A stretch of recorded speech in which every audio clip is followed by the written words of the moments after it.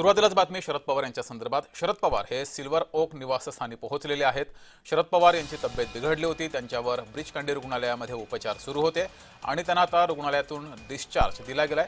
डॉक्टरांकडून पवारांना विश्रांती घेण्याचा सल्ला देण्यात आलेला आहे आणि ही दृश्य आपण पाहतोय। शरद पवार हे नुकतेच त्यांच्या सिल्वर ओक या निवासस्थानी पोहोचलेत। अधिक माहिती घेऊया, आपले प्रतिनिधी ज्योत्स्ना गंगणे आपल्यासोबत जोडलेले आहेत। ज्योत्स्ना, जगदीश अगदी बरोबर आहे। आपण बघतोय की शरद पवार यांची तब्येत जी आहे ती गेल्या काही दिवसांपासून थोडीफार खालावली होती आणि त्याचमुळे शरद पवार जे आहे ते ब्रीच-कँडी रुग्णालयामध्ये नियमित चेकअपसाठी ते जातच असतात।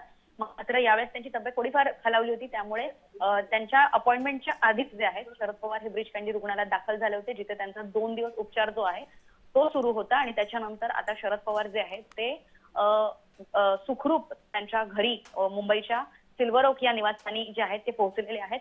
आणि आपण या दृश्यमाध्यमातून पण बघतोय की शरद पवार जे आहेत त्यांच्या घरी त्यांच्या पत्नी प्रतिभा पवार जे आहेत त्यांच्या सोबत आरामात बसलेले आहेत। शरद पवार यांना डॉक्टरांनी पुढील काही दिवस जे आहे ते विश्रांती घेण्याचा सल्ला दिलेला आहे, कारण मुंबईचं वातावरण पाहता तापमान सुद्धा वाढलेलं आहे आणि अशामध्ये शरद पवार यांना डॉक्टरांनी जे आहे ते विश्रांती करण्याचा सल्ला दिला आहे आणि त्याचमुळे शरद पवार जे आहे ते आज बारामतीच्या पोटनिवडणुकीसाठी मतदानासाठी सुद्धा पोहोचलेले नव्हते।